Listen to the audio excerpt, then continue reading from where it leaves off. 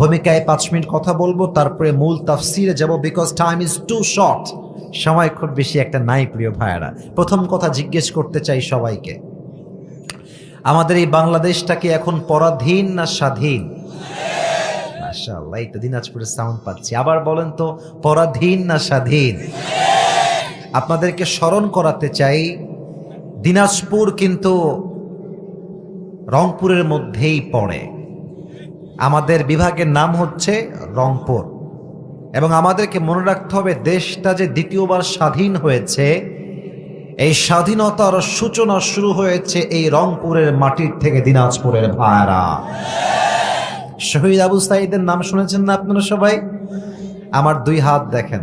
বাঘের বাচ্চা কারে কয়? এমনে পুলিশের সামনে, গুলির সামনে আসো, গুলি করবা করো, আমার বুক তোমার গুলির জন্য রেডি আছে। ঝাঁঝরা করবা ঝাঁঝরা করো, তাজা রক্ত বের করবা বের করো। বাট আমি আল্লাহর গোলাম, রংপুরের সন্তান, আমি জীবন দিতে প্রস্তুত আছি, শহীদ হতে প্রস্তুত আছি, বাট বাতিলের সামনে মাথা নত করতে আমরা প্রস্তুত নই। ঠিক কিনা বলে? জীবন দিয়েই দিয়েছে, জীবন দিয়েই দিয়েছে, এবং সে প্রমাণ করে গেছে রংপুরের সন্তান, দিনাজপুরের সন্তান। আমরা যখন কোনো কাজ করি, যখন আমরা কথা বলি, আমরা বিড়ালের মতো ম্যান ম্যান করে কথা বলি না, আমরা সিংহের মতো গর্জন দিয়ে কথা বলতে পছন্দ করি। ঠিক কিনা বলে? এটা হচ্ছে সেই দিনাজপুরের মাটি, এটা হচ্ছে সেই রংপুরের মাটি। অতএব আমার একটা আশা হচ্ছে, যদি আগামীতে ইসলামী রাষ্ট্রের ঘোষণা হয়, আগামীতে যখন ইসলামী রাষ্ট্রের আইন চালু হবে, প্রত্যেকটা জায়গায় কোরআন দিয়ে রাষ্ট্র পরিচালনা হবে, এই কালেমার পতাকা যখন পতপত করে উঠবে, আমার একটা ইচ্ছা হচ্ছে এই রংপুরের মাটির থেকে ইসলামী রাষ্ট্রের ঘোষণা হবে। যুবক ভাইরা আমার, কারণ কি, এখান থেকে স্বাধীনতার দ্বিতীয় সূচনা শুরু হয়েছিল। আমি সবাইকে অত্যন্ত ভালোবাসি। দিনাজপুর, রংপুর, কুড়িগ্রাম, মানে ডেটের জ্বালায় মাথা আমার পেইন করে। এত প্রোগ্রামের কল এদিক থেকে আসে, তার মানে দিনাজপুরের মানুষ ভালোবাসে আসিফ হুজুরকে, আসিফ হুজুর ভালোবাসে দিনাজপুরের মানুষকে। কথা ঠিক আছে কিনা বলেন সবাই? আল্লাহ এই ভালোবাসাকে তার সন্তুষ্টির ওয়াসিলা হিসেবে কবুল করুন। পড়েন সবাই আমিন। আমি 2টা কথা বলতে চাই দেশ নিয়ে, কথা শেষ হবে আমি আমার মূল সূরার যে তাফসীর পেশ করব সেখানে ফিরে যাব। আমি আশা রাখবো সবাই আমার সঙ্গে একমত হবেন। একমত না হয়ে কোনো গতি নাই যে আপনি যাবেন কোথায়। 2টা কথা বলতে চাই। নাম্বার 1, এই দেশে আগামীতে নির্বাচন হবে, আবার কোনো একজন প্রধানমন্ত্রী নির্বাচিত হবেন, এটা আমরা সবাই আশা রাখছি। তবে as a Muslim, as a believer, একজন মুসলমান হিসেবে, ইভেন এই দেশের একজন জনগণ হিসেবে আমাদের 2টা দাবি আছে। 1 নম্বর দাবি, আগামীতে আমরা এই দেশের প্রধানমন্ত্রিত্বের চেয়ারে কোনো নারীকে দেখতে চাই না। না, এটা সাউন্ডটা পছন্দ হয় না, কথা আমাকে জোরে বলতে হবে, ঠিক আছে কিনা আমার কথাটা? কোনো নারীকে আমরা প্রধানমন্ত্রী চাই না, নাম্বার 1। নাম্বার 2, আমার মুরব্বী আব্বা জানেরা, যুবক ভাইরা, আমার চোখে চোখ রেখে কথা শুনবেন।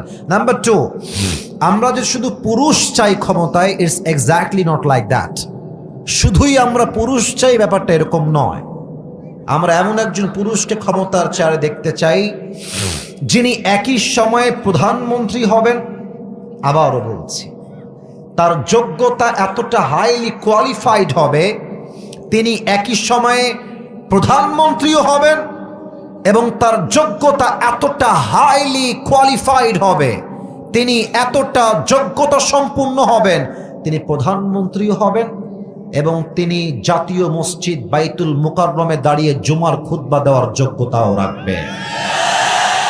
আপনারা সবাই এমন প্রধানমন্ত্রী এই দেশে চান কি চান না? আরে শুনি না, আমরা সবাই চাই কি চাই না?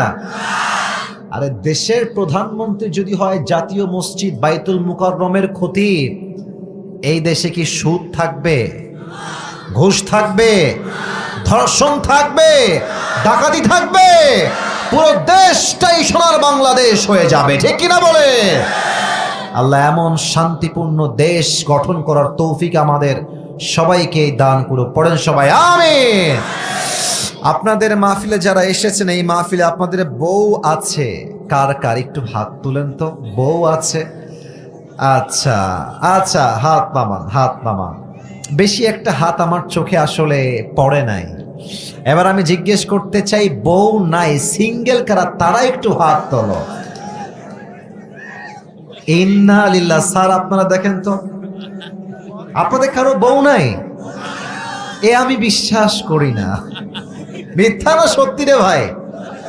আহা, হাত নামাও, হাত নামাও। আহারে, আমি আমার ওয়াজে দুইটা কথা প্রায় বলি মজা করেই বলি যে আসলে শীতকালে যেই যুবকের বউ নাই তার জীবনে আসলে কিছুই নাই যুবক ভাইরা। আর আমি আমার বাবাদেরকে বলবো, আমার প্রিয় আব্বাজানরা, ওই যে আমার আব্বাজানরা বসে আছে, এদিকে কয়েকজন বসে আছেন, এদিকে কয়েকজন আছেন, আমি আমার বাবার পায়ে হাত রাখতে চাই, আমি আমার মাকে হাত জোর করে আবদার করতে চাই। আমার প্রিয় মায়েরা, আমার প্রিয় বাবারা, যুবকদের শীত দূর হবে কম্বল দিয়ে নয়, ল্যাব দিয়ে নয়, একমাত্র বউ দিয়ে যুবকদের শীত দূর হবে। আল্লাহ, আব্বারা হাসতেছে কেন? আপনারা হাসবেন না, আপনারা আমল করবেন। আল্লাহ আমার প্রত্যেকটা আব্বা জানদেরকে সঠিক সময়ে বিয়ে দেওয়ার তৌফিক দান করে। আমিন। আব্বাদের জন্য একটা মেসেজ, আমার আব্বা জান মুরব্বীরা, আপনি যদি আপনার ছেলেকে সঠিক সময়ে বিয়ে না দেন, আবারও বলছি, আপনি যদি আপনার ছেলেকে সঠিক সময়ে বিয়ে না দেন, আপনার ছেলে যত ঘাটে পানি খাবে প্রত্যেকটার দায়ভার কিয়ামতে আপনাকে বহন করতে হবে আব্বা জান, ঠিক কিনা বলে? তবে আব্বারা আসলে খুব ভালো, চায় যে আমার ছেলে ভালো জায়গায় বিয়ে করে ফেলুক। মেয়েরা কিন্তু আজকাল খুব বেশি একটা সুবিধা না যুবক ভাইরা। দেখবা যে মেয়েরা বিয়ের সময় আসলে চরিত্র দেখে না, আগে দেখে पैसा किसके पास ज्यादा है हम उसी से ही शादी करेंगे। ইভেন আমি তো বলতে, আমি so sorry to mention that point, but the reality, আমি জাস্ট বাস্তব কথা বলছি। অনেক মেয়ে আছে দেখবা, এখানে হয়তো বা নাই, অনেক মেয়ে এরকম আছে যারা টাকা পেলে টাকলার সঙ্গেও, এরকম মেয়ে বাংলাদেশে আছে না যুবক ভাইয়ারা আমার? আছে না? আছে না? আমি সেই বোনদেরকে আদবের সাথে বলবো, প্রিয় বোন, আপনি টাকা দেখে বুইড়া বিয়ে করবেন, টাকা পাবেন, বাড়ি পাবেন, গাড়ি পাবেন, বাট 100% গ্যারান্টি আমি আসিফ দিচ্ছি, আপনি যুবতী মেয়ে হয়ে বুইড়া টাকলার সঙ্গে মনের শান্তি কখনো খুঁজে পাবেন না। আল্লাহ প্রিয় বোনদেরকে বোঝার তৌফিক দান করুক। পড়েন সবাই আমিন। না, আমার বুড়া আব্বাজান যারা বিয়ে করবে বিয়ে করুক, আমাদেরকে যারা আমরা ভালোবাসি পছন্দ করি এগুলো পালায় নিয়ে চলে যায়, এটা খারাপ লাগে আমার কাছে। আমার কথা, মেয়েরা যাকে পছন্দ করবে তাকেই বিয়ে করবে, ধোঁকা দেওয়া যাবে না যুবক ভাইরা, ঠিক কিনা বলে? আমরা 3টা তাকবীর দিব। প্রথম তাকবীর দিবেন আমার বিবাহিত ভাইরা, দ্বিতীয় তাকবীর দিবেন আমার প্রিয় সিঙ্গেল ভাইরা, তারপরে তাফসীর শুরু হবে। বিবাহিত ভাইরা, জানি আমি কম আছি, আমি আশা রাখবো কম হলেও কি আপনারা সবাই বাঘের বাচ্চা স্লোগান হবে সিংহের মতো গর্জন দিয়ে। বিবাহিত ভাইরা, মুরব্বীরা বাদ যাবেন না, বিবাহিত ভাইরা একটা কাশি দিয়ে গলা ঠিক করেন।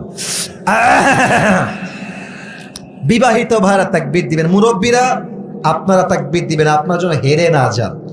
বিবাহিত ভাইরা তাকবীর দেন, সিঙ্গেলরা একদম চুপ। বিবাহিত ভাইরা, লিল্লাহি তাকবীর। সো সরি মুরব্বী, হয় নাই, খুব বেশি একটা ভালো হয় নাই, তবে আশা রাখবো যুবকরা মনে হয় পারবে না, দেখা যাক কেমন পারে তারা। সিঙ্গেলরা একটা কাশি দাও। আমি কোনো নাম্বার দিব না, স্যাররা আমার আশেপাশে আছে, তারা এই নাম্বার দিবে, তারা প্রফেশনালি একজন টিচার, মাশাআল্লাহ, দেখা যাক কে পারে। সিঙ্গেলরা তাকবীর দিবা। বিবাহিত ভাইরা চুপ, সিঙ্গেলরা তাকবীর দেন, লিল্লাহি তাকবীর। বিবাহিত ভাইরা, সো সরি, আমাকে আপনারা মাফ করে দিবেন, আজকে আমার সিঙ্গেল ভাইয়ারাই পাস করেছে, কথা ঠিক আছে আমার? এবার সবাই মিলে তাকবীর দিবেন এমন জোরে যে আমি স্টেজ ভেঙে তাকবীরের ঠেলায় নিচে পড়ে যাব, ঠিক আছে? সবাই কাশি দেন, বিবাহিত অবিবাহিত সবাই এমন স্লোগান দিবেন, এটা ক্যামেরায় রেকর্ড হচ্ছে, আগামীকাল আপলোড যাবে ফেসবুকে, ইউটিউবে। যেই জেলার মানুষ আজকে স্লোগান শুনবে তারা যেন বলতে বাধ্য হয়, আসিফ হুজুরের সামনে দিনাজপুরের সন্তানরা ছিল, একটাও কাপুরুষের সন্তান নয়, সব বীর পুরুষের সন্তানগুলো আমার সামনে বসেছিল। লিল্লাহি তাকবীর। আল কোরআনের আলো, আল হাদিসের আলো, কোরআন হাদিস যেখানে, আলেম ওলামা যেখানে, দিনাজপুরবাসী যেখানে, আল্লাহ কবুল করুন। পড়েন সবাই দিল থেকে আমিন। তাফসীরে চলে যেতে চাই কোনো কথা ছাড়া। আমি কিছু প্রশ্ন করছি সবাইকে, আমাকে দিল থেকে উত্তর দিবেন আমার দিনাজপুরের ভাইরা। একদম কথা বলো না, একদম কথা হবে না। পরিবেশ অসাধারণ, অসাধারণ পরিবেশ। দিনাজপুরের সন্তানরা আসলেই ভদ্র ঘরের সন্তান আমরা, ঠিক কিনা বলে? প্রশ্ন করছি, তাফসীর শুরু করার পূর্বে সবাই উত্তর দেন। বলেন তো আমার মুরব্বী আব্বা জানরা, যুবক ভাইরা, আমাদের জীবনে অনেক কষ্ট, দুঃখ, হতাশা, বলেন তো সবাই আছে না নাই? আমি শুনি নাই, সবাই বলেন আছে না নাই? আমি যতটুকু দেখতে পাচ্ছি, আমি সহ আমরা সবাই, যদি আমার ভুল না হয় আমি বলছি কথাটা, আমাকে উত্তর দিবেন। আমার মনে হয় যে আমরা সবাই যারা আছি এখানে, আমরা সবাই তো মধ্যবিত্ত পরিবারের সন্তান। আর আমি তো প্রায় আমার ওয়াজে বলি যে মধ্যবিত্ত পরিবারের সন্তান মানেই হচ্ছে একটা ব্র্যান্ড, যুবক ভাইরা। কারণ কি, আপনি আমাকে সাইকেল দিবেন চলবে, বাইক দিবেন চলবে, কার দিবেন চলবে, কিছুই দিবেন না, বলবেন হেঁটে হেঁটে আসো, তাও আমার চলবে। আপনি আমাকে ভাত দিবেন, ভর্তা দিবেন চলবে, ভাত দিবেন, ডাউল দিবেন চলবে, ভাত দিবেন, আলু ভাজি দিবেন চলবে, ভাত দিবেন, গরু দিবেন চলবে, ভাত দিবেন আর কিছুই দিবেন না, এক গ্লাস পানি দিবেন, একটা মরিচ দিবেন, আমার পান্তা ভাত হলেও চলবে। আমি মধ্যবিত্ত পরিবারের সন্তান।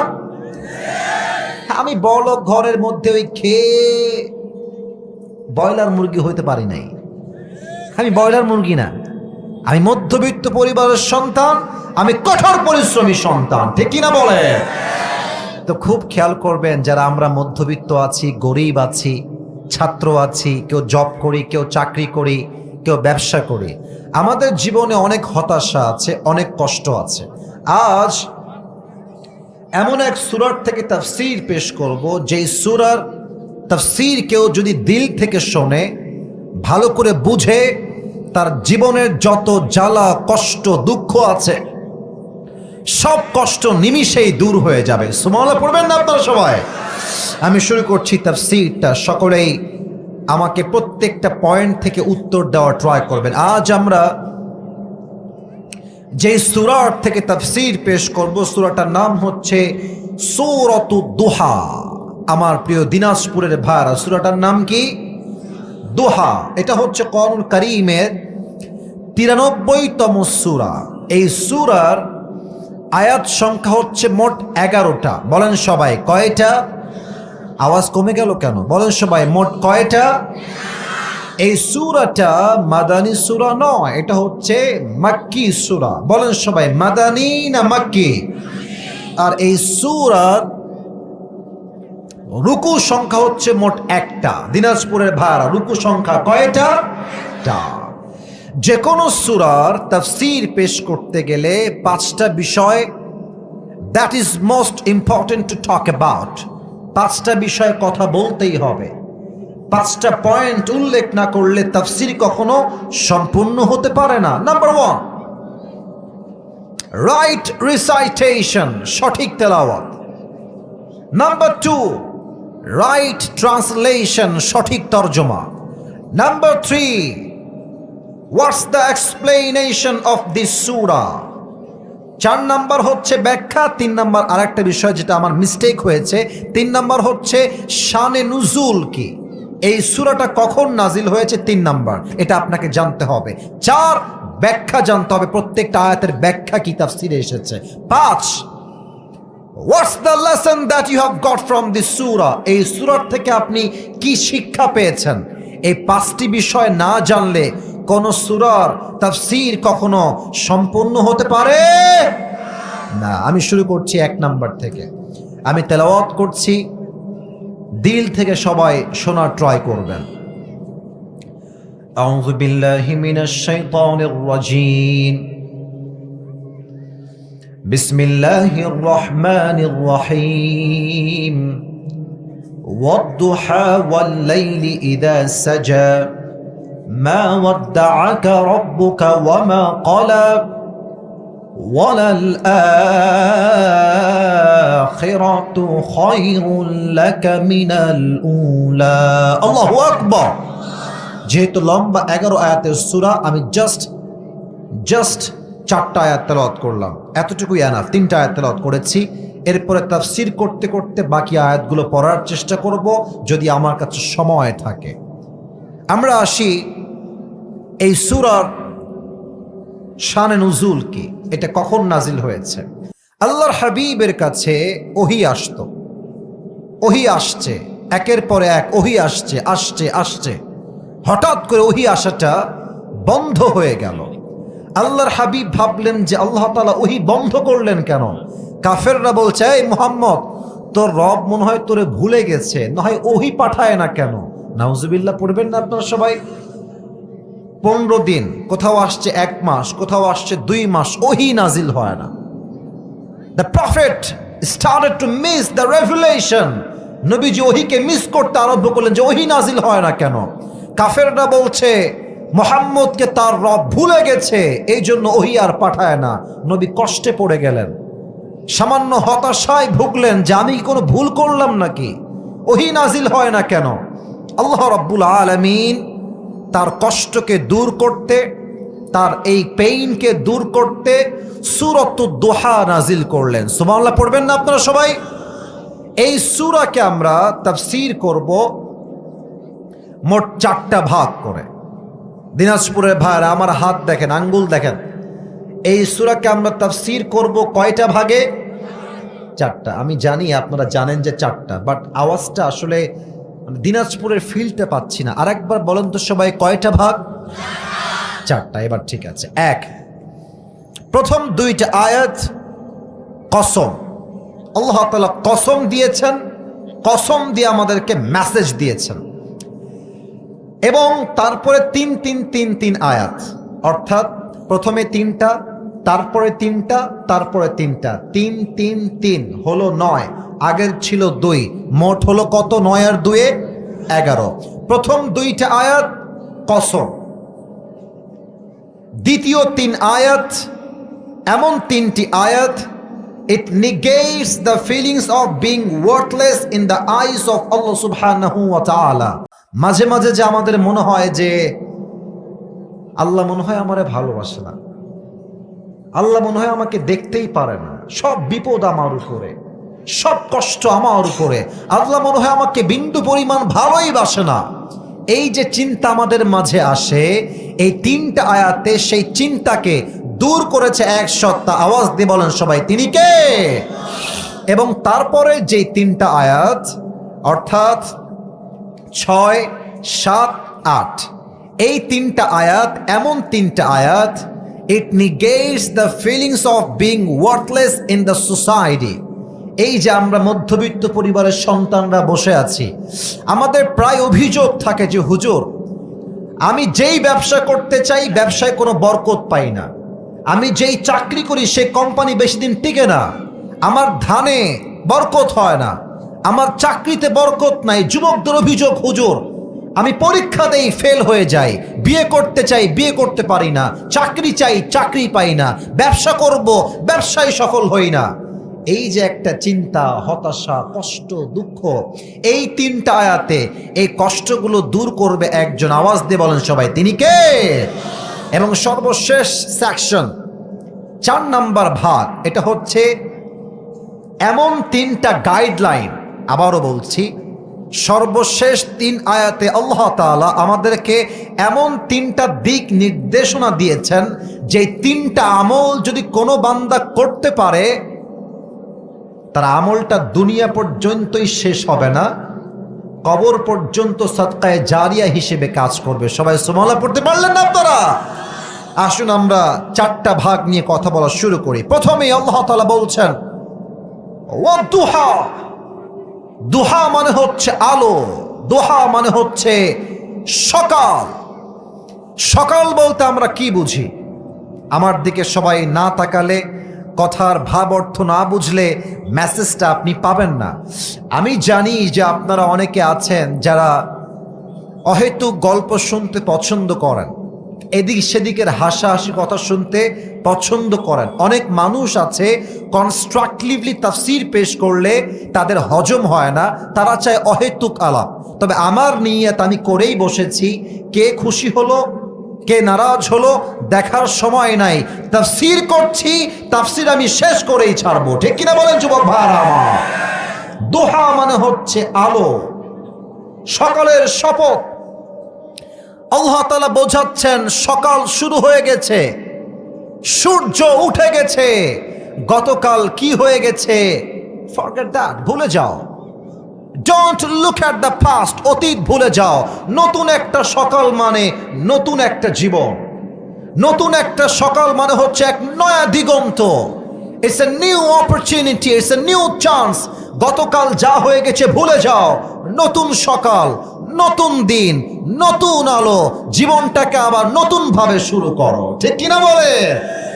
আগামীকাল যা হবে দেখা যাবে, গতকাল যা হয়েছে ভুলে যাও। নতুন সকাল, নতুন জীবন, নতুন ভাবে কাজ করো। আচ্ছা, আপনারা সবাই পাকিস্তানের একজন ক্রিকেটার ছিলেন তিনি, এরপরে তিনি প্রধানমন্ত্রী হয়েছেন। তার নাম হচ্ছে ইমরান খান। নাম শুনছেন আপনারা কেউ কেউ? পাকিস্তানের একজন প্রাইম মিনিস্টার ছিলেন তিনি, এখন জেলখানায় আছেন। ইমরান খান তার বক্তব্যে একটা অসাধারণ কথা সেদিন বলেছেন, যেটা আমার কলিজে আঘাত করেছে। উনি উর্দু ভাষায় কথা বলেন, আমি জাস্ট উর্দুটা কথা বলছি, দেন আমি বাংলায় আপনাকে ট্রান্সলেট করে দিব, not a big deal. Imran Khan একটা কথা মারাত্মকভাবে বুঝিয়েছেন সেই দিন। কথাটা হচ্ছে এইরকম, উনি বললেন যে अगर जिंदगी को समझना चाहते हो तो पीछे देखो। आई रिपीट अगेन, আমি আবারও বলছি, अगर जिंदगी को समझना चाहते हो तो पीछे देखो और अगर जिंदगी को जीना चाहते हो तो आगे देखो। জীবনকে যদি বুঝতে চাও যে কি ভুল করেছো, অতীত দেখো, অতীতে কি ভুল করেছো শিক্ষা নাও, জীবনটাকে বোঝার ট্রাই করো। আর জীবন যদি তুমি হ্যাপিলি লিড করতে চাও, যদি তুমি সুখের জীবন চাও, অতীত নিয়ে হতাশা নয়, সামনে কি করতে পারো, সামনে তোমার কি সম্ভাবনা আছে, সামনে ভবিষ্যৎ তুমি কেমনে করবা, অতীত ভুলে যাও, বর্তমান আর ভবিষ্যৎ নিয়ে চিন্তা করো, ঠিক কিনা বলে সবাই? আল্লাহ বলছেন ওয়াদ্দুহা, আলোর শপথ, ভোরের শপথ, সকালের শপথ। অতীতে কি হয়েছে ভুলে যাও, গতকালের কথা ভুলে যাও। 2024 সাল আজকেই শেষ। কথা ঠিক আছে কিনা বলেন? শেষ না আব্বাজান? আচ্ছা, কয় তারিখ? 31শে ডিসেম্বর। কাল থেকে 2025 সাল শুরু। কি শিক্ষা? এখানেই শিক্ষা, এই আয়াতেই শিক্ষা। আল্লাহ বলছে 24 সাল যা হয়ে গেছে হয়ে গেছে। যদি এটাকে স্মরণ রাখতে চাও, স্মরণ কি রাখবা? কি কি ভুল করেছি তা স্মরণ রেখো। বাট কাল থেকে 25 সাল শুরু হবে, তওবা করে নতুন জীবন শুরু হবে, ঠিক কিনা বলো আমার যুবক ভাইরা? আর আজ বড় লজ্জা লাগছে আমাকে বলতে, এই 31st নাইটে হাজার হাজার মেয়েরা আজকে জেনা করবে, হাজার হাজার যুবক আজকে ড্রিঙ্ক করবে, হাজার হাজার যুবক আজকে আতশবাজি করবে, হাজার হাজার নারী তার সতীত্ব বিলীন করবে যুবক ভাইরা, ঠিক কিনা বলো? অথচ হওয়া উচিত ছিল কি, আজকের রাতে 2 রাকাত আমরা তাহাজ্জুদ পড়বো তওবার জন্য। আল্লাহকে বলবো, আল্লাহ 2024 সালে অনেক অন্যায় হয়ে গেছে, অনেক জুলুম হয়ে গেছে, অনেক গুনাহ করে ফেলেছি। আল্লাহ তুমি আমার 24 সালের সব গুনাহ মাফ করে দাও। আমি তোমাকে ওয়াদা করছি আগামী 25 সাল আমি জীবনে কখনো কবিরা গুনাহ করব না। আল্লাহ সবাইকে তৌফিক দান করুন, পড়া আমিন। আল্লাহ বলছেন নতুন সকাল, নতুন দিন, নতুন জীবন। আবার আল্লাহ তাআলা বলছেন ওয়াল্লাইলি ইদা সাজা, রাতের শপথ। রাত যখন হয় নিঝুম আর নিস্তব্ধ। এই আয়াত দ্বারা ব্যাখ্যা কি আল্লাহ কি বুঝিয়েছেন খুব ভালো করে বুঝবেন। দিন দ্বারা আল্লাহ তাআলা ওহীর আগমনকে বুঝিয়েছেন। আবারও বলছি, দিন দ্বারা আল্লাহ তাআলা ওহীর আগমন বুঝিয়েছেন, আর রাত দ্বারা আল্লাহ তাআলা ওহীর অনাগমন বুঝিয়েছেন। আচ্ছা, দিনাজপুরে আমরা তো অনেকেই কাজ করি, প্রত্যেক দিন কাজ করি, অনেকে দিন মজুরি হয়ে কাজ করি। যদি আপনাকে বলা হয় সকাল 6টা থেকে নিয়ে তারপরের দিন ভোর 6টা পর্যন্ত কাজ করবেন, এই 24 ঘন্টা কি কাজ করা যায়? যায় যায় যায় না। রেস্ট দরকার, শান্তি দরকার, ঘুম দরকার। তো আল্লাহ বলছেন, নবী আপনার কাছে যদি অলওয়েজ ওহী আসতেই থাকে, নাজিল হতেই থাকে, ওহীর একটা প্রেশার আছে, ওহীর একটা ভার আছে, ওহী রিসিভ করতে একটা কষ্ট করতে হয়। এই কষ্ট আপনার দেহ বেশি দিন বরদাস্ত করতে পারবে না। অতএব যেমন ভাবে দিন শেষে কষ্ট করে রাতে ঘুম যদি না হয় আগামীকাল সকালে কাজ করা যায় না, টু দ্য সেম ওয়ে যদি ওহী নাজিল হতেই থাকে হতেই থাকে হতেই থাকে, আপনার কষ্ট হয়ে যাবে। আপনার শান্তির জন্য আমি আল্লাহ সাময়িকভাবে ওহী নাজিল বন্ধ করে দিয়েছি। সুবহানাল্লাহ পড়বেন না আপনারা? অতএব কাফেররা যে আপনাকে বলছে মুহাম্মদের রব মুহাম্মদকে ভুলে গেছে, ব্যাপারটা মোটেও এরকম নয়। আল্লাহ তাআলা বলছেন, মা ওয়াদ্দাআকা রাব্বুকা ওয়া মা ক্বালা। ও নবী, দুনিয়ার সবাই আপনাকে ভুলতে পারে, সবাই আপনার হাত ছাড়তে পারে, বাট এক রব আপনার হাত কখন ছাড়বে না, সেই রব বলেন সবাই কে? মা ওয়াদ্দাআকা রাব্বুকা ওয়া মা ক্বালা। Your Lord not has abandoned you. হে রাসূল, আপনারও আপনাকে ভুলে নাই। আপনারা আপনাকে অলওয়েজ আগেও ভালোবাসতো, এখনো ভালোবাসে, আগামীতেও ভালোবাসবে। সুবহানাল্লাহ পড়ে সবাই আপনারা। আচ্ছা প্রিয় ভাইরা, ছোট্ট একটা কথা মনে পড়ে গেল তাফসীরের মাঝেই, সময় আর কিছুক্ষণ আছে, বলার ট্রাই করি। আমি যখন ওয়াজের লাইনে প্রথম এসেছিলাম, আমার ফোন আমি নিজেই রিসিভ করতাম, আমার কল আমি রিসিভ করতাম। তো একদিন বিকালবেলা আমি বাসায় বসে আছি, হঠাৎ করে একটা কল আসলো। আমি ভাবলাম যে কলটা কে দিয়েছে, আসরের নামাজের পরে মনে হয়, আমি কলটা নিজেই রিসিভ করলাম। দেখলাম যে একজন মেয়ে কল দিয়েছে, একজন মা মানে আন্টি কল দিয়েছেন। সালাম দিলাম, আন্টি আগে আমাকে সালাম দিয়েছেন, উত্তর দিলাম, বললাম কে বলছেন, কি বিষয়ে কল দিয়েছেন। তো জাস্ট বলছি কে বলছেন বা কেমন আছেন এরকম কিছু কথা বলেছি, দেখছি মহিলাটা ওই মোবাইল ফোনে এমন চিৎকার করে কান্না শুরু করেছে, মানে বলার মতো কোনো ভাষা নাই। আমি কান্না শুনে আমি নিজেও ভয় পাইছি, কিরে মহিলা কান্না করে কেন, ব্যাপার কি, সমস্যা আসলে কোথায়? আমি বললাম, আম্মা জান স্টপ, একটু থামেন, কি হয়েছে আমাকে বলেন, আপনি কাঁদছেন কেন? তো পরে আন্টি বললেন যে দেখো, তুমি আমার ছেলের বয়সী হবা বাবা, আমি তোমার ওয়াজ ইউটিউবে শুনছিলাম, তোমার নাম্বারটা পেয়ে তোমাকে কল দিলাম। আমি হলাম ক্যান্সারের পেশেন্ট এবং আমি এখন আইসিইউ রুমে শুয়ে আছি। আইসিইউ রুম মানে বোঝেন তো আপনারা, একদম জীবনের শেষ মুহূর্ত। বলছে বাবা আমার তো ক্যান্সার হয়েছে, মনে হচ্ছে আমার দুনিয়াতে আর কেউ নাই, ছেলে মেয়ে সন্তান কেউ নাই। আর ডাক্তার আমাকে বলেছে আমি বাঁচলে হয়তো আর 7 দিন বাঁচবো, এর বেশি বাঁচা আমার দ্বারা আর সম্ভব নয়, তুমি আমার জন্য দোয়া করো বাবা। আমি বললাম আম্মা জান দোয়া তো অবশ্যই করব, বাট 2টা কথা মাথায় রাখবেন।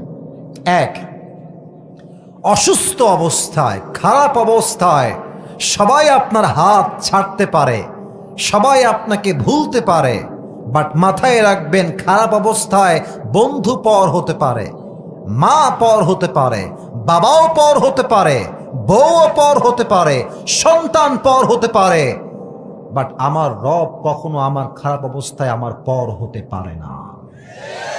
আল্লাহ আপনার সঙ্গে আছে, 1 নাম্বার কথা।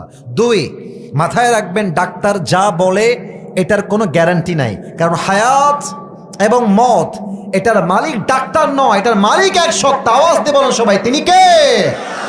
আম্মা জান আপনি ধৈর্যের পরিচয় দেন, সবর ধারণ করেন। কথা বলেই কল রাখলাম, ফোন রেখে দিলাম। দীর্ঘ লম্বা সময় আমি ভুলেই গেছি ঘটনার কথা। প্রায় কয়েক মাস পরে আবার কল আসছে, আমি কলটা ধরলাম। আমাকে কল দেওয়ার পরে বলছে ভাইয়া আমি তোমার সেই আন্টি, বলছে আমাকে চিনতে পারছো? বললাম যে আপনি আমাকে ভাইয়া কেন, আপনি আমাকে ছেলের মতো ট্রিট করেন। তো বলছে বাবা আমি তোমাকে খুব স্মরণ করছিলাম, তুমি তো কল রিসিভই করো না। আমি বললাম আম্মা জান আমি তো ব্যস্ত থাকি তাই কল রিসিভ করা হয় না। বলেন। বলছে ওই যে তুমি আমাকে বলেছিলা আল্লাহ আমার সঙ্গে আছে, হায়াত মওতের মালিক আল্লাহ তাআলা, ডাক্তার বলেছিলেন 7 দিনের বেশি বাঁচা সম্ভব নয়, আল্লাহর রহমত আমার সাথে আসলেই ছিল, আমার এখন ক্যান্সারই নাই। এটা আমি কোরআন আমার সামনে বানাই বলি নাই, আমার সাথে ঘটনা। মা ওয়াদ্দাআকা রাব্বুকা ওয়া মা ক্বালা। মাঝে মাঝে মনে হয় বাপও বোঝে না, মাও বোঝে না, বউ হাত ধরে না, সবাই আমার বিপক্ষে। মনে রাখবেন সবাই আপনাকে ছাড়তে পারে, বাট আপনাকে ছাড়বে না আপনার রব। বলেন তো সেই রবকে? আল্লাহ আমার রব, এই রবই আমার সব, দমে দমে তনু মনে তারি অনুভব। তোমার দুনিয়াতে আমি যেদিকে তাকাই, অথই নিয়ামতে ডুবে আছি সবাই। পাখ পাখালির কণ্ঠে শুনি তাসবিহ কল রব, তাসবিহ কল রব। আল্লাহ আমার রব, এই রবই আমার সব। বলেন তো সবাই আওয়াজ দিয়ে সেই রবকে। এবার আল্লাহ তাআলা বলছেন নবী দুনিয়ার জীবনে সামান্য কষ্ট পাচ্ছেন, মন খারাপ করবেন না। কাফেররা আপনাকে আঘাত দিচ্ছে, মন খারাপ করবেন না। কাফেররা আপনার উপরে জুলুম করছে, মন খারাপ করবেন না। মাথায় রাখবেন ওয়ালাল আখিরাতু খায়রুল লাকা মিনাল উলা। যেই মক্কার জমিন থেকে কাফেররা আপনাকে আজ জুলুম করে বিদায় দিচ্ছে, এমন একটা দিন আসবে আপনার জন্য যেই দিন আল্লাহ তাআলা মক্কার জমিনে আপনাকে বিজয়ী বেশে, কিং এর বেশে, রাজার বেশে, বিজয়ের বেশে প্রবেশ করাবে। যুবক ভাড়া ঠিক কিনা বলো? এটা হচ্ছে নবীর কথা। আমি আমার দেশ দিয়ে এক্সাম্পল দেই। আপনারা সবাই মিজানুর রহমান আজহারি হুজুরের নাম শুনছেন না? এই ছেলে, এই যে এই পাশে, ওকে ধরো ধরো ধরো ধরো ধরো ধরো ধরো ধরো ধরো ধরো। কই যায় কই যায় ছেলে? বসো, কোথাও যাওয়া যাবে না। কি বদমাইশ দেখছেন, সুযোগ বুঝে পালাচ্ছে। কেউ উঠবেন না, আমার চোখে চোখ রাখেন সবাই। তাকবীর দেন, লিল্লাহি তাকবীর। 2020 সালের কথা, যখন আজহারী সাহেব পুরো দেশে তুমুল জনপ্রিয়, যেখানেই যায় সেখানেই 5 লাখ 7 লাখ 10 লাখ মানুষ জমা হয়ে যায়। বাতিল পক্ষের সহ্য হয় নাই, নাস্তিকদের সহ্য হয় না এই গণজোয়া, ঠিক কিনা বলে? তারা প্ল্যান কি করলো? তৎকালীন সময়ের আওয়ামী শাসন চলছিল। আওয়ামী লীগের যিনি ধর্মমন্ত্রী ছিলেন তিনি বললেন যে আজহারী সাহেব হচ্ছেন জামাতের প্রোডাক্ট, তাকে দিয়ে এই দেশে ভালো কিছু হবে না। মিথ্যা ট্যাগ দিয়ে আজহারী সাহেবকে দেশ ত্যাগ করতে বাধ্য করা হলো। মনে রাখবেন সময় কিন্তু সব সময় একরকম থাকে না। এমন ভাবে বিদায় দিয়েছে, প্রত্যেকটা যুবকের কলিজায় গিয়ে আঘাত করেছে। আল্লাহ বলছেন আজহারী সময় এটাই শেষ নয়, আগামীতে আবার সময় আসবে যেই দেশ থেকে তোকে মিথ্যা ট্যাগ দিয়ে, জামাতের প্রোডাক্টের ট্যাগ দিয়ে দেশ ত্যাগ করতে বাধ্য করা হয়েছে, সেই মাতৃভূমিতে আমি আল্লাহ তোকে একদিন রাজার বেশে ফিরাই দিব। যুবক ভাড়া আমার, সে ফিরেই এসেছে আবার এই দেশে। এটাই প্রমাণ দিন সবসময় একরকম থাকে না। আর খেয়াল করেন এই আয়াতের ব্যাখ্যা, খেয়াল করেন আল্লাহ বলছেন যে আজকের দিন দিন নয়, আগামীতে আরো দিন। কথা কারে কই, আওয়াজ নাই কেন? আজকের দিন দিন নয়, আগামীতে আরো দিন আছে। আল্লাহ বলছেন দেখ, আর যারা তোকে জুলুম করে তাড়াচ্ছে, এমন একটা দিন আসবে যেখান থেকে তোকে তাড়িয়েছিল ওখানে তুই বিজয়ের বেশে, রাজার বেশে, বাদশার বেশে প্রবেশ করবি। আর যারা তোকে তাড়িয়েছিল তারা সব লুঙ্গি তুলে পালিয়ে যাবে। দিল্লি পালিয়ে গিয়েছে, দিল্লি পালিয়ে গিয়েছে। সাইদি সাহেবের নাম শুনছেন না আপনারা? ছি ছি, এত আস্তে। সাইদি সাহেবের নাম শুনছেন না আপনারা সবাই? আপনার কি ভয় টয় পান নাকি গো ভাই? কিসের ভয়? সাইদি সাহেব বলতেন বিড়ালের মতো 500 বছর বেঁচে থাকার কোনো দাম নাই, সিংহের মতো 1 ঘন্টা গর্জন দিয়ে আমরা বাঁচতে চাই। উনি বলতেন যে যারা আমাদেরকে হক কথা বলার জন্য বলো, তিনটা ট্যাগ দেয়, তিনটা ট্যাগ আমাদেরকে দেওয়া হয়। এক, রাজাকার; দুই, জঙ্গিবাদ; তিন হচ্ছে মৌলবাদ। তো সাইদি সাহেব বলতেন যে মৌলবাদ বললে আমরা রাগ করি না, বুঝবেন ঠিক নয়, আগে কথা বোঝেন তারপরে ঠিক বললেন। মৌলবাদ বললে আমরা মোটেও রাগ করি না, কারণ এই মৌল, এই শব্দ আসছে মূল থেকে। আর মৌলবাদ, এই মৌল শব্দ আসছে মূল থেকে। কি থেকে? মূল মানে কি? মূল মানে কোরআন, মূল মানে হাদিস, মূল মানে হচ্ছে আল্লাহ তাআলা, মূল মানে হচ্ছে হিজ লাস্ট মেসেঞ্জার মুহাম্মদ সাল্লাল্লাহু আলাইহি ওয়াসাল্লাম। তো যারা তোমরা আমাকে মৌলবাদী বলে গালি দাও, তোমরা সব আগাবাদী। এবার বলেন তো, গাছের আগায় শক্তি বেশি হয় না গোড়ায় শক্তি বেশি হয়? ডানে কোনো আওয়াজ পাই না কেন ভাই? গোড়ায় শক্তি বেশি না আগায় শক্তি বেশি? গোড়ায় শক্তি বেশি। উনি বলতেন যে গাছের আগায় থাকো, চুপচাপ থাকো, বাড়াবাড়ি বেশি কইরো না।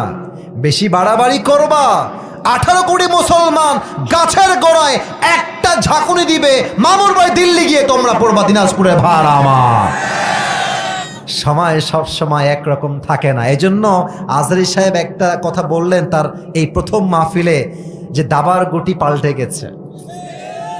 এখন সময় বাতিলদের নয়, এখন সময় এসেছে হকপন্থীদের সময়। যুবক ভাইরা, ঠিক কিনা বলো? আচ্ছা, এখন একটা প্রশ্ন হতে পারে, সবার প্রশ্ন হতে পারে, মুরব্বী এবং যুবক মায়েরা বোনেরা, যে হুজুর, আমি আমার জীবনে দেখেছি আমার গত দিন যত খারাপ ছিল, আজকের দিন আরো খারাপ, কালকে দেখি আরো খারাপ, গত বছর তো মোটামুটি ভালো ছিলাম, এই বছর আরো খারাপ।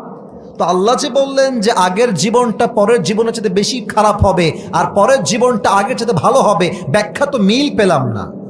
ব্যাখ্যা মিল আছে, আপনাকে তাফসীর দুইটা বুঝতে হবে। এক, আল্লাহ তাআলা বলছেন ওয়ালাল আখিরাতু খায়রুল লাকা মিনাল উলা। এর দ্বারা উদ্দেশ্য হচ্ছে আজকের দিনের চাইতে কালকের দিন ভালো হবে। যদি কালকের দিন ভালো না হয়, বুঝতে হবে এর পরেও আরেকটা জীবন আছে, সেই জীবনটার নাম হচ্ছে পরকালের জীবন।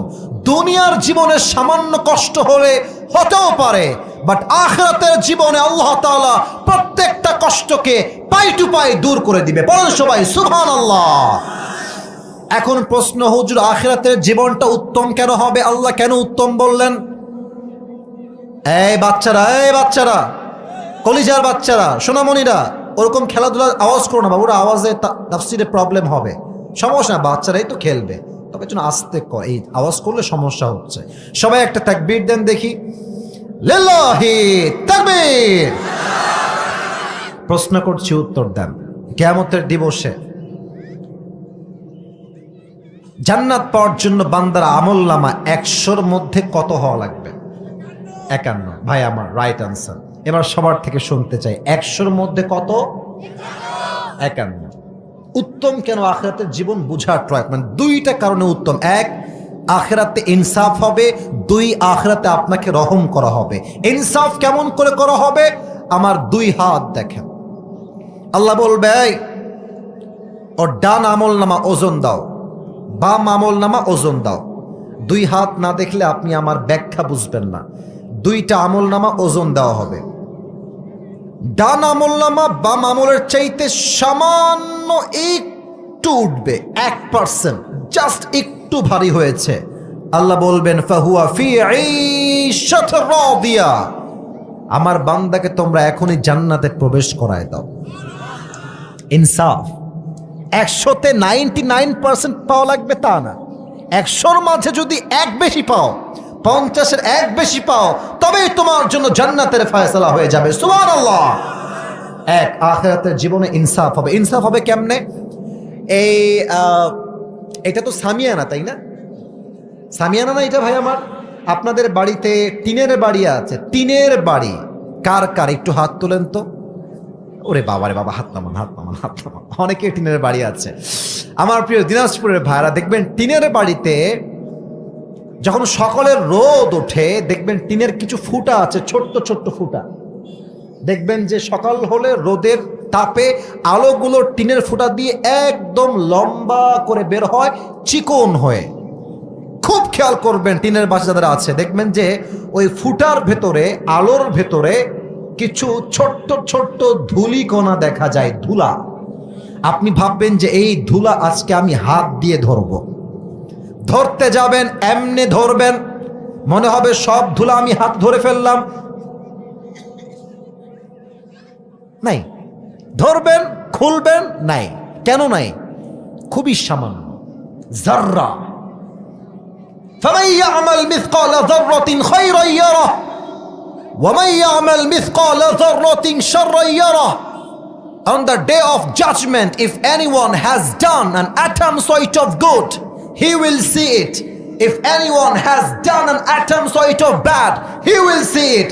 জাররা জাররা পরিমাণ ভালো আমল ওজন দেওয়া হবে, জাররা জাররা পরিমাণ খারাপ আমলকে ওজন দিয়ে ইনসাফ ভিত্তিক বিচার করবে একজন। তিনি কে? এই হচ্ছে ইনসাফের বিচার।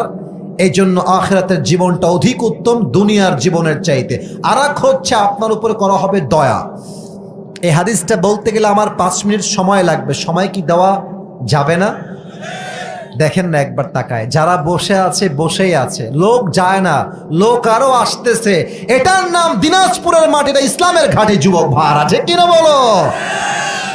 এক বান্দার আমল নামা ওজন দেওয়া হবে, আল্লাহ বলবে আমল নামা ওজন দাও, 2টা আমল ওজন হবে, ডান আমল বাম আমল ওজন দেওয়ার পরে আল্লাহ দেখবে 2টা আমল নামা সমান সমান, এটাও 50 এটাও 50।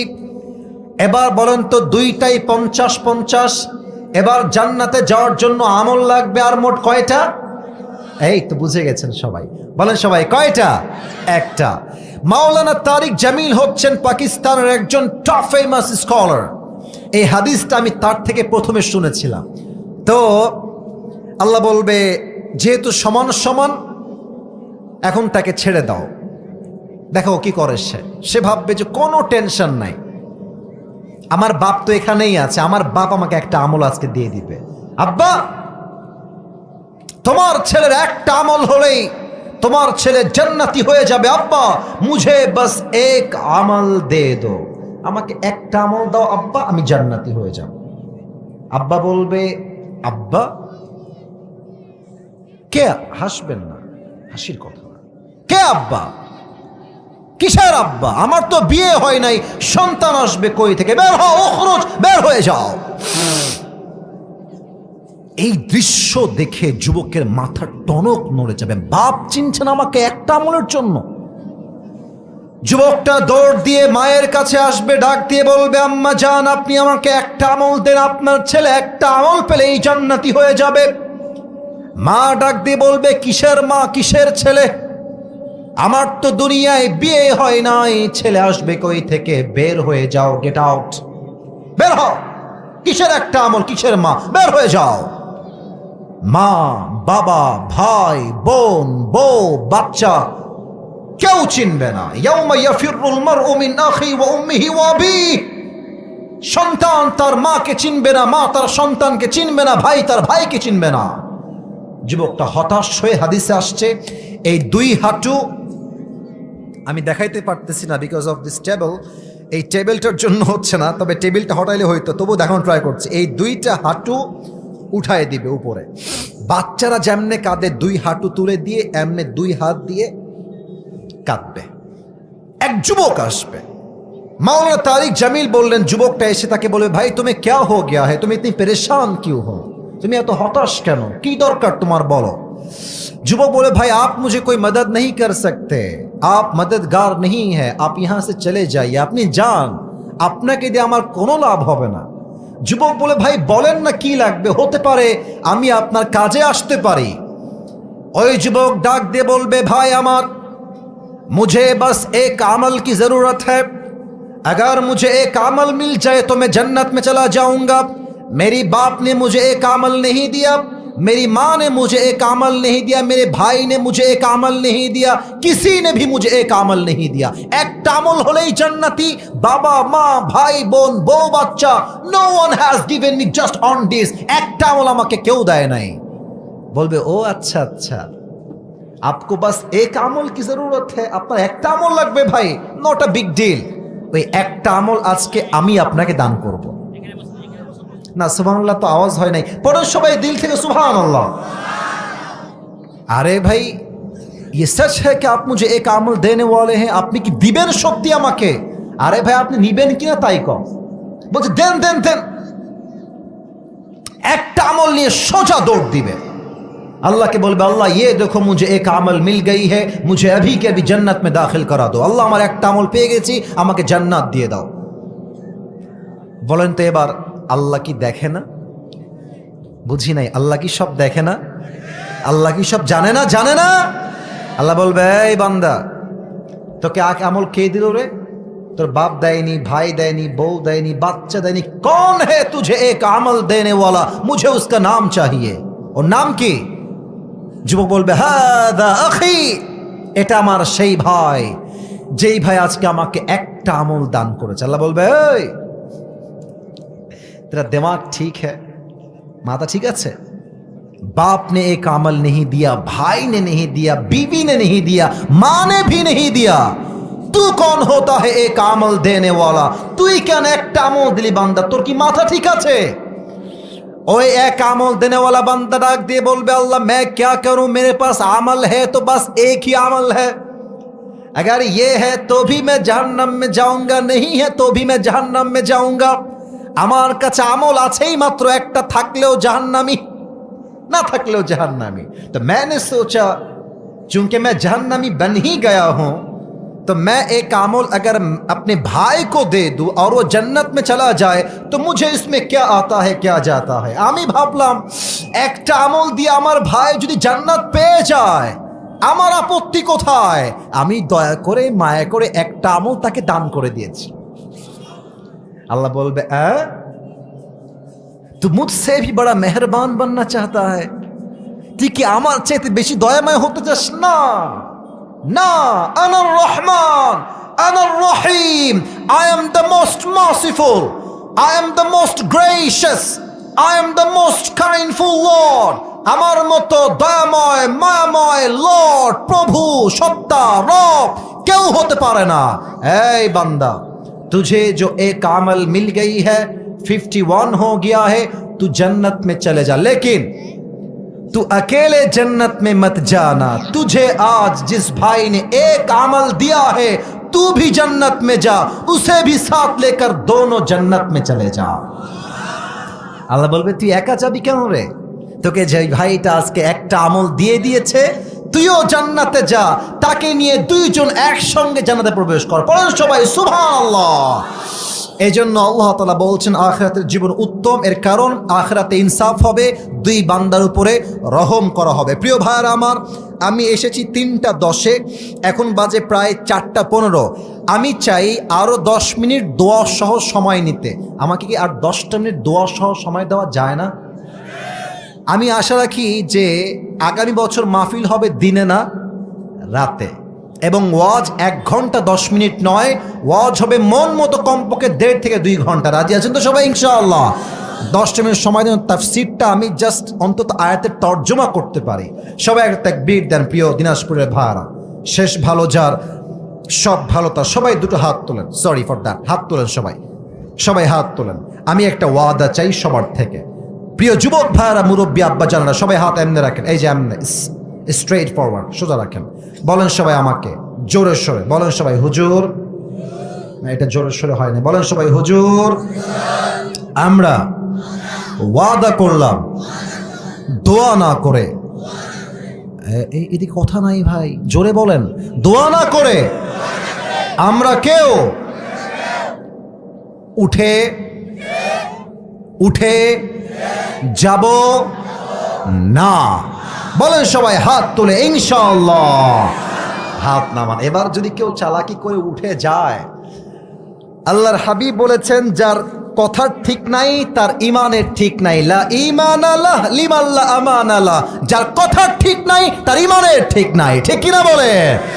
10টা মিনিট সময় দেন, জাস্ট অন্তত তর্জমা করে হলেও শেষ করতে চাই। তো আল্লাহ তাআলা বললেন, ওয়ালাল আখিরাতু খায়রুল লাকা মিনাল উলা, the life of hereafter is much more better than this worldly life। আখিরাতের জীবনকে দুনিয়ার জীবনের চাইতে হাজার হাজার গুণ বেশি উত্তম করেছে এক সত্তা। আওয়াজ দিয়ে বলেন সবাই, তিনি কে? এবং সর্বশেষ আয়াত 2 নম্বর চ্যাপ্টারে আল্লাহ তাআলা বলছেন, ওয়ালাসাউফা ইউতিকা রাব্বুকা ফাতারদা। নবী হে, আপনি আপনার জীবনে যা যা হারিয়েছেন আপনাকে এর চাইতে অধিক উত্তম কিছু দান করবে একজন। আওয়াজ দিয়ে বলেন সবাই, তিনি কে? অনেক যুবক এখানে বসে আছো, ছ্যাক খেয়ে বেকা হয়ে বসে আছো, এটা আমি জানি। যাকে চেয়েছিলা বিয়ে করতে সে আর এক জায়গায় বিয়ে করে পালায়ে গেছে, এরকম মেয়ে আছে না? নাই? ভাববা যে ইস রে, এই মেয়েটা পাইলাম না, মনে হয় আমি জীবনে ভালো মেয়ে আর পাবোই না। বেটা, যেইটা গেছে ওর চাইতে বেটার অপশন আল্লাহ রেখেছে বিধায় সে তোমার থেকে পালায়ে গেছে। যুবক ভাড়া, ঠিক কিনা বলো? আল্লাহ বলছে যে গেছে যাইতে দাও, তাকে তার রাস্তা মাপতে দাও। তুমি তোমার জায়গায় ভালো কিছু করার ট্রাই করো। যা হারায় গেছে এর চাইতে অধিক উত্তম আমি আল্লাহ তোমাকে দান করব, ঠিক কিনা বলে? এটা আমার কথা না, এটা আল্লাহর কথা। Indeed and verily your Lord will give you something that will definitely make yourself happy। যা হারিয়েছেন হারিয়ে যাক, মনে রাখবেন যা হারিয়েছে এর চাইতে উত্তম কিছু আপনাকে দান করবে একজন। তিনি কে? আচ্ছা, আমরা এমনে 2 হাত তুলে কি করি? দোয়া। এই ভাই বলেন না সবাই, শেষ কথা তো, শেষের দিকে আছি, কি করি? সব দোয়া কিন্তু কবুল হয় না। তো অনেকে বলো, হুজুর আপনারাই বলেন যে আল্লাহ সব দোয়া কবুল করে, আমার তো দোয়া কবুল হয় না। এই প্রশ্ন আছে না, যে আমি কত কিছু চাইলাম, গাড়ি চাইলাম, বাড়ি চাইলাম, এত বউ চাইলাম, এইটা চাইলাম, আমি তো পাইলাম না হুজুর, দোয়া তো কবুল হয় না। হ্যাঁ, আল্লাহ সবার দোয়া কবুল করে, বাট দোয়া কবুলের সিস্টেম হচ্ছে 3টা। বলেন সবাই, 1 2 3। কয়টা? 1, দোয়া করবেন আল্লাহ এইটা চাই, এইটা আমার লাগবে। আল্লাহ বলছে যা চাওয়ার সঙ্গে সঙ্গেই তোকে দিয়ে দিলাম, 1 নাম্বার। 2 নাম্বার হলো বান্দা, যখন চাইবি তখন দিব না, কারণ তোর জন্য কোনটা কোন সময় পারফেক্ট হবে এটার খবর তোর কোনো খবর নাই। এটার আসল খবর রাখে একজন, তিনি কে? এখন দিব না, হয়তো 1 বছর পরে অথবা 2 বছর পরে, যখন তোর জন্য ভালো হবে তখন দিব।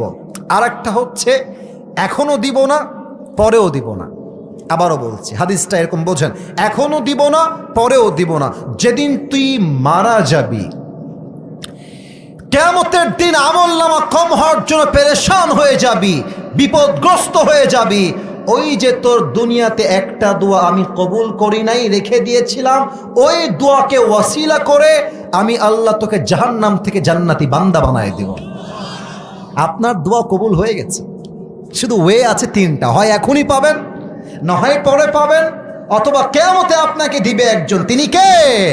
এটাই আল্লাহ তাআলা বলছেন, ওয়ালা সাউফা ইউতিকা রাব্বুকা ফাতারদা। তোমার রব তোমাকে অচিরেই এমন কিছু দিবে, তোমার দুহাত ভরে যাবে, তুমি কখনো কল্পনাই করতে পারবে না। সবাই পড়েন দিল থেকে সুবহানাল্লাহ। এবার আসেন 3য় 3 আয়াত, কোনো ব্যাখ্যায় যাব না, জাস্ট ট্রান্সলেশন, তর্জমা বলবো। আল্লাহ তাআলা বলছেন, আলাম ইয়াজিদকা ইয়াতীমান ফাআওয়া।